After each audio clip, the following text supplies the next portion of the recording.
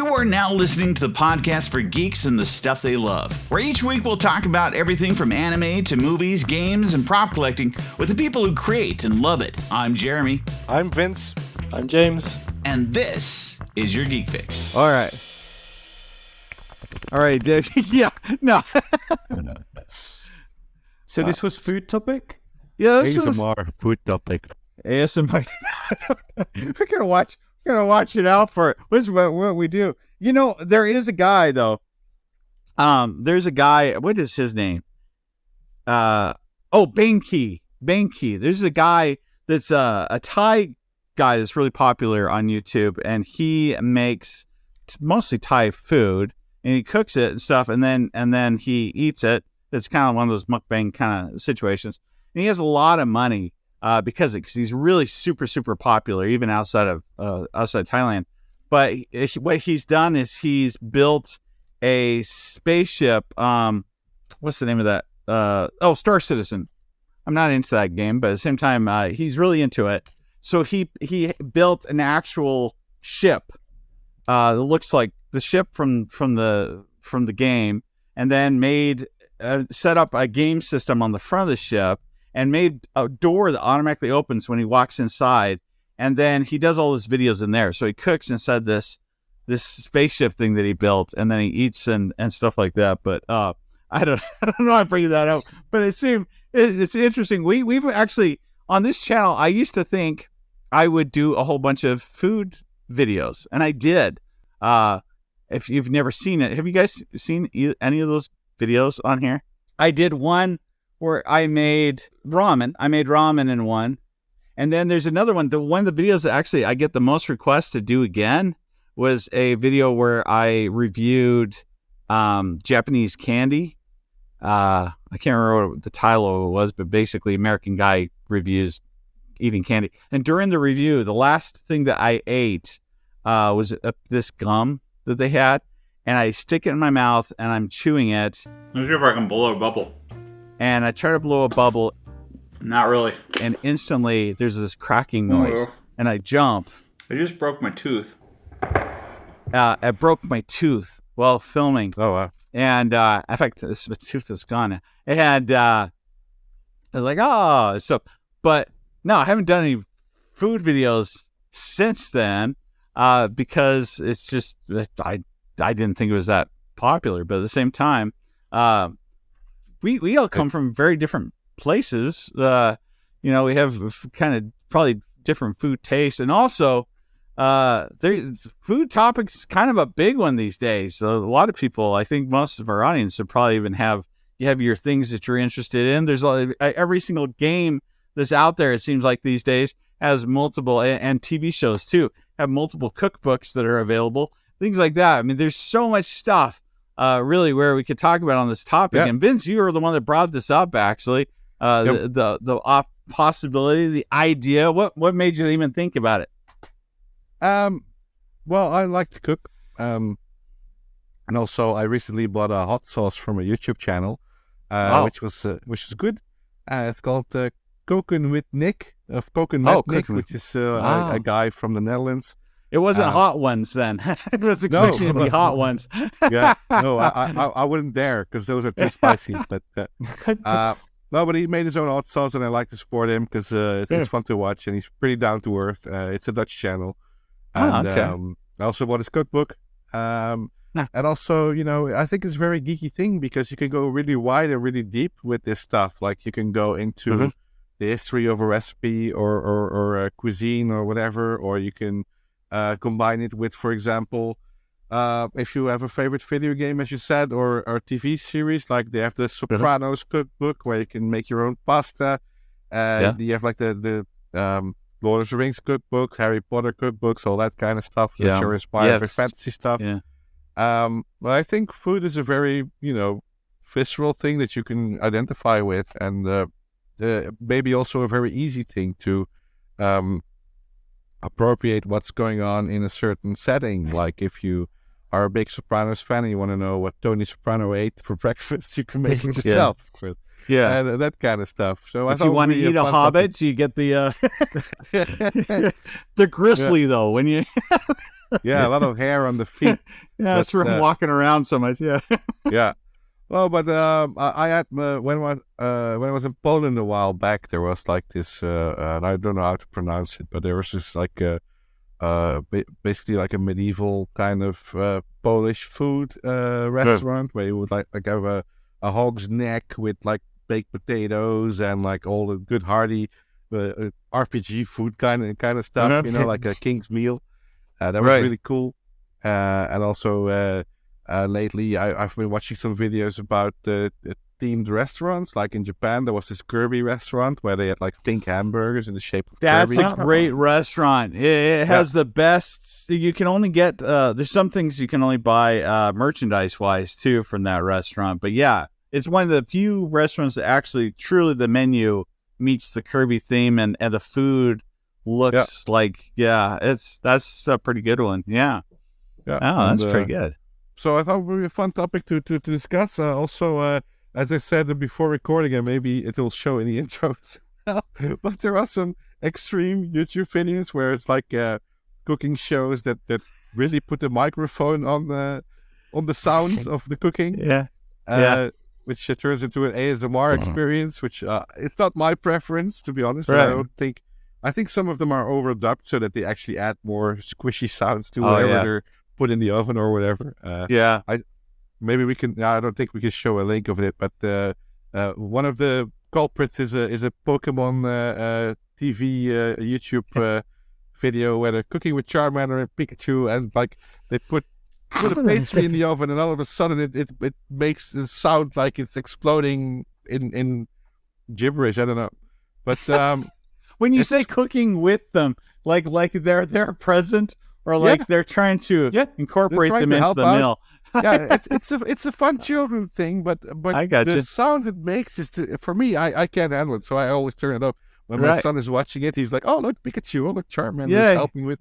Yeah, and it just goes on like the slushing sounds. Just no, they're too much. But some people like it, so that's fair. But they're also like on Netflix these bake-off shows like. People have to make their own snacks. They have a target that they have to replicate Pringles, for example, with home cooked meals. Well, my wife's really into one right now. What's the one where they have to? That's also Netflix, where they have like a set budget that they get and that they win along the way, and they have to use. They only get to use the money that's on there. I can't remember what that one is. Yeah, my wife watches these as well, and it's a fun thing as well. But so I don't know. I just want to talk about, are there any recipes you really like, any geek stuff? Oh, yeah. One of the fun things I found out was that we sell sweet rolls during Christmas, like the ones you find in Skyrim. So that's fun. My son brought up, oh, crud, what is it? Binging with Babish. He has like 10 million subscribers, so probably most people know who he is, but he goes through and does a lot of, like, he'll go, the last one I saw was Spirited Away. He took where the parents are eating all the food that turns them into pigs. He figures out basically what it is that they're eating, cooks it, shows how to cook it all, and makes the Spirited Away feast. That's nice. Which half the stuff, if you remember, they're picking up, the dad picks up some things that they had like little legs sticking out of them. They're like sacks. I was like, oh, what is that? He figures out what all those things are and stuff. But yeah, I mean, I like stuff. I like stuff like that helps you tie the real world. We already talked about Midnight Diner on here. There's a recipe book for that I found out, which I don't think is too big of a deal, because like I mentioned, I felt like most of the stuff on there was hamburger, like pretty simple items. Yeah. Can you cook toast? But at the same time, that's a two-step and a two-page. My point when I first started doing stuff on this channel was like conference food, because like when you want to go to some kind of Comicon or something like that, things that you could make that would be geeky and fun, but at the same time that you could do within the room. And so I showed how to do like I did the ramen and things, but I showed how to make a Japanese giant Japanese pudding. So the pudding was this big around and this tall. It sticks up. You know, if you've ever seen them, it's basically flan is really what it is. It's anyone else would identify it as flan. That's what you can buy it as at the store. You know, it has the what is it you put on top of flan? It's caramel. Yeah, like caramel. Yeah. So it has the caramel dripped on top of it. But that was kind of a big thing around the time that I did that video, even in Japan, was these giant puddings. They're like this big around and stuff. And so, you know, but I made it using a microwave. Like, have you ever made pudding using a microwave? How are you going to bring all that to a con? Yeah, I did it inside in the video. So I did it in a hotel. And so it's kind of my way of, back then when I was traveling, it was like, how am I going to make a video still? And so I did food videos. But at the same time, I mean, like, there's so many things that you can do and experiment with. But on the flip side, I'm surprised most of the people that I meet I guess we all do. We all have those textures we don't like, or we all have the things that, you know, there is a limit to our adventurousness, of what we're willing to do. That's the reason I'm overweight. Yeah. Have you ever had balut though? Like, do you know what that is? Balut? No. You think? Yeah, balut. It's a Filipino dish. And basically you take an egg, the bird is already developing in there, and you ferment it and things, and then you eat the whole thing, like egg and everything all together. Like the special type of cheese in Italy, where they put the maggots, maybe eggs here. Oh yeah. No, like eating live chicks and all that kind of stuff, like in France, that kind of, no, but I did have phoenix legs, which is like boiled chicken feet. And I went to China for business a couple of times, and basically the guys there are like, I'm just gonna tell you what it is after you eat it. So I eat it then, of course. That's how I had balut. Yeah, okay, same. yeah. I had a situation like that with my girl's French family. They took me to a restaurant, and they ordered something which I'd never heard of before. In Spanish, it's called galandres. And so it turns out it was just pig testicles. Yeah. I knew when you said it, I knew exactly what it was. It wasn't bad until you sort of find out what it is, and you're like, you know, it's a bit. Did you ever see the movie? Well, Funny Farm. Have you ever seen Funny Farm? It had Chevy Chase in it. He goes to this restaurant. The whole idea is that they bought a farm. They're trying to, you know, live out in the country and stuff. And nobody likes them when they move out to this farm. Everyone in the town hates them and stuff. But he goes for their anniversary. They decide to go to this restaurant, this diner that's in town. And I forget that there's a lot of terms that we use to refer to, you know, testes in different meals and stuff. But basically, oysters is one term.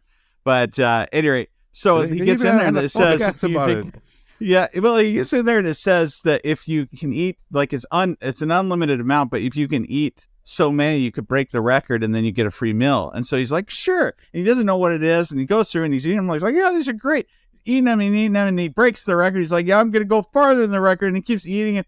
Stuff, and then somebody says, "Wow, I've never seen anyone that likes sheep testicles so much." And spits them out. I mean, there's things that you could do a podcast about that called "This Is Not a Testes."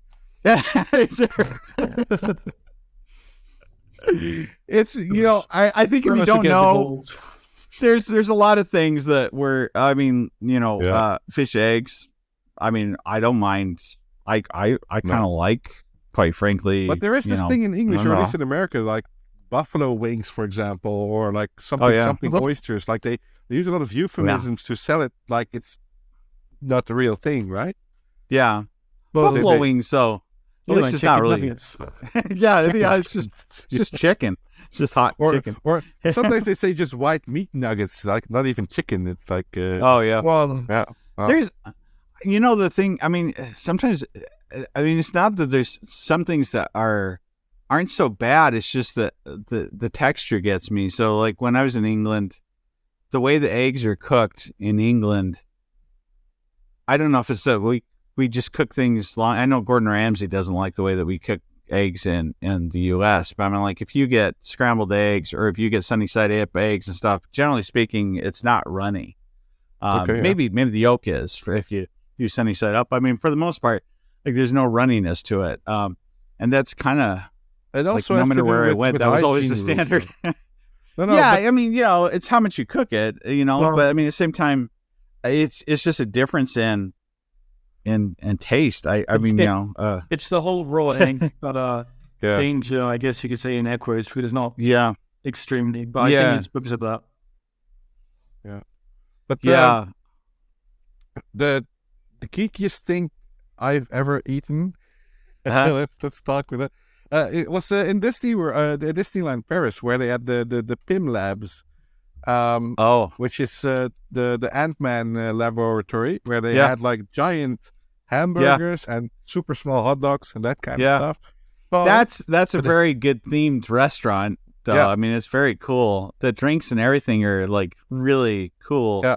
But yeah, what do you think though in general? So did you get the turkey leg, or what did you get there? The turkey leg I got it. They're only in America, unfortunately. Oh, is it? I think they're actually emu legs instead of genuine turkey legs. But that's they up? That's the whole story. Yeah. Oh, really? In the U.S., it's probably turkey. The turkey's pretty easy to get here. Yeah, but are they this big, the turkeys? Yeah. Oh, yeah. Yeah, you see the thing on the Ghostbusters deal? I mean, honestly, they run wild where I am here, and those things are like 2/3 my size. Oh, wow. They're not the little, you go to farms and stuff and you see the little turkey that runs around and the whatever. No, these are not those. These are huge. They're scary. Turkey. Yeah, generally speaking, those are the size. That would be a good Fallout enemy, though.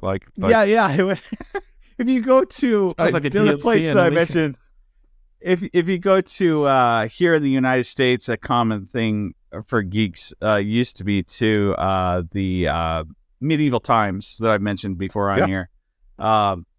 That's what they serve is a turkey leg. Yeah. And then so you get turkey leg and then you get some kind of like soup thing and then you get I don't know, it's really soda or something and they call it something else. Yeah. But I mean, generally speaking, it's these really greasy. Oh, or if you ever saw the Cable Guy with Jim Carrey, he goes to medieval times and takes the skin from the turkey and puts it on his face. Yeah. But anyway, I mean, like it's greasy and stuff. But I've heard, I mean, it's hard. Disney has kind of a big split. They talked about this on Trash Taste recently. Like you got the people that either really, really love the restaurants and the theming and the food, or the people that just absolutely hate it with a passion and can't believe that they're serving the stuff that they are. And one of those things depends on the restaurants, I guess. Yeah, I mean, it does. The PIM Lab's is pretty cool. That one was a good one. I was impressed with that. The other thing that was good at so I got to go last year to was it last year? Last year. I got to go to the Star Wars land at Disneyland, right? Oh, yeah. The Galaxy's Edge. And I went to the restaurant there, and they have their themed food is really good. It's really Spanish food for the most part that's been rethemed for the most part, but like really good mixes of like fruit and meat in it, and then their drink, which I actually have the cup in here. Oh, let me show you this thing. It's right here. This isn't the one, but this is the other thing. I forgot about these. No, they have a cup that you drink out of that has this juice that's like a sunrise cocktail kind of situation. So it's like in layers, so there's different colors of the juice that's kind of layered, and then it lights up from the bottom. And then at the bottom inside, which you can't see until you get down to a certain level, is a creature that's like a frog creature, like the one that was in Return of the Jedi that is outside of Jabba's place. It's like one of those at the bottom. The one that got eaten in the... Yeah. And then, of course, there's, these all over when you go around. Oh, yeah, it looks like a thermal detonator. Yeah. So, I mean, they have some things that are fun to have. This actually wasn't a bad price, I don't think. Most of their stuff, you're like, yeah, but I mean, at least I get something out of it. Whereas normally you get a standard Coke in a can, and that's $5 to $10. That's true. That's true. Yeah. Yeah. So I don't know. Yeah. That's a good one. I know that in Japan you can go to Sanji's restaurant. And actually there's two options for doing that. You can go to the one that's at Universal Studios in Japan, and they have a restaurant there where the characters are actually walking around. And then the other one used to be at the base of Tokyo Tower, but now Tokyo Tower doesn't have the Shonen Jump theme anymore, so I don't know if it's there anymore. But yeah, that'd be fun. I would like to do that one. That looked pretty good. They had a good menu and stuff like that. That sounds pretty good. Speaking of Japanese food, I went to the Japanese ninja village in the north of Japan. Did you? I forgot the name, but it's the like one where they train people, like they originally they would do that. Now it has a theme park for kids that was closed, but I believe it's one of the most famous soba noodles that you can get there. Really? And I was like being polite, because what they do is you get the soba noodles, you get the egg stuff, and you dip it in there, and then you eat it. Yeah. But you also get a whole can of wastewater from the noodles that you can drink. Oh, really? So I thought I'm being polite. When you refer to it as wastewater, I'm sure that's not the term they use. They probably have a nice flowery term. You like this garbage water? That's basically the stuff with the enzymes when you're we done call it cooking soba noodles. crap. Soba slush. Trademark. I don't know. Speaking of which, though, you referred to the egg. I mean, a lot of people have a hard time getting around that. I mean, it tastes delicious, but I mean, so the process is, I mean, this is a raw egg that you then stir into it, and it just makes that the broth. It's amazing. It's good stuff. But if you're told about it and you first try the texture, you might be like, I don't know. Yeah. Well, the thing is that we're abroad anyway, so. Yeah, good chance we're gonna have the runs anyway. So yes. Might as You well never know. Yeah, That's right. But the soba slush or whatever came in a can, and you can drink it. And I was being very polite, because I'm like, okay, whatever you got, you have to drink fully. So I just kept drinking that water, and then the lady was like, "Oh, you really like this stuff?" And I was pretty polite, like, yeah. And then when I finished it, I was like, "Oh, I'm full." And then she just walked up with a new full 2 liter. Here's some more. Yeah, Here's some more, because you really like it.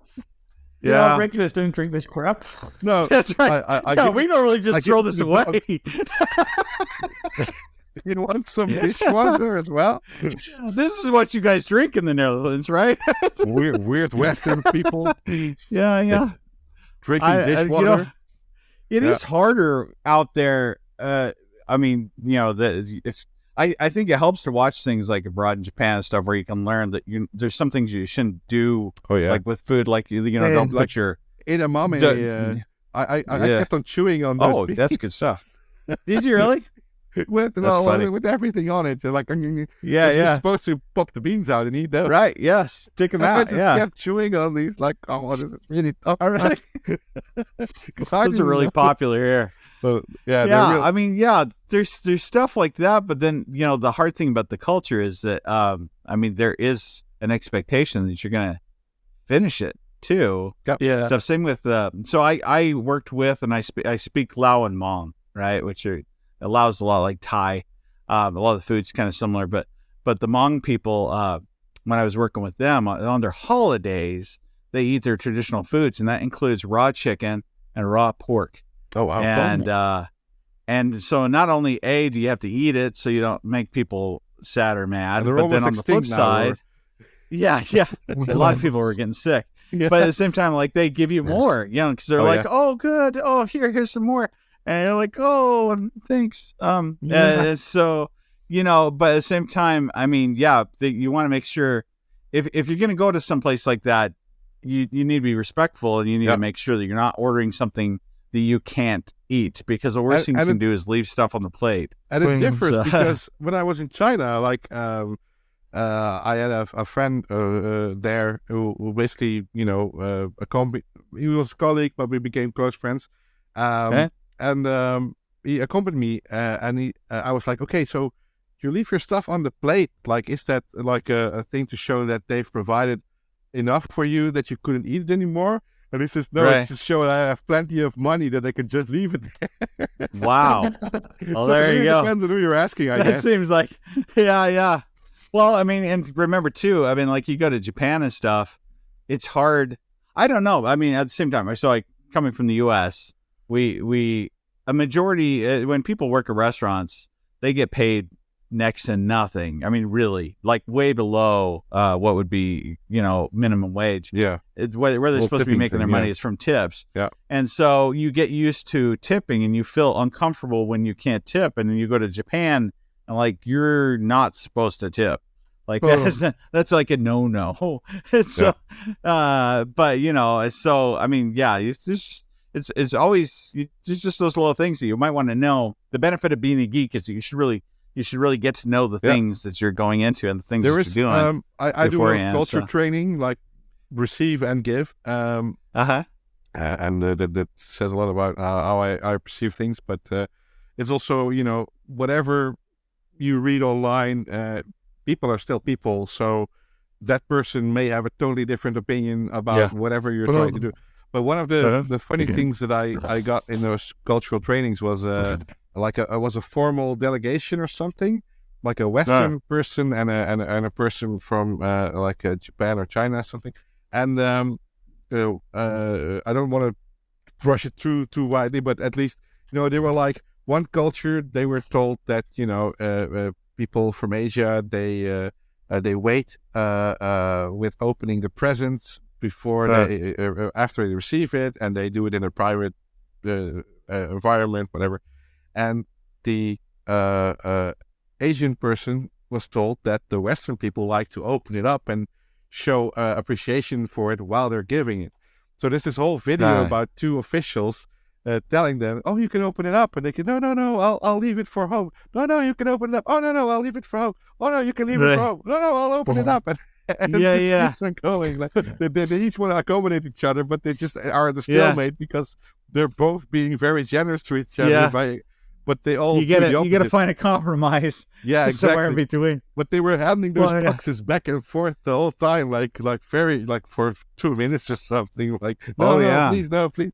And of course, with culture and with people interaction, it's of course it's good to have a sense of what is a faux pas, as they say, or not, like what you can and can't do.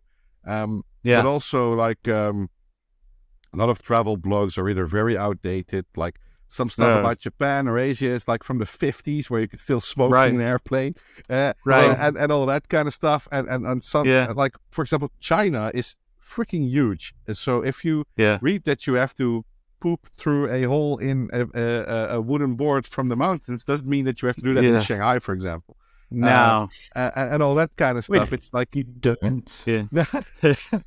I actually teased a colleague of mine that one of the travel blogs said that you always have to bring your own toilet paper if you go to China because they always run out of toilet paper. And the guy, my friend, was being a bit annoyed by that. He said, "Who writes that kind of stuff?"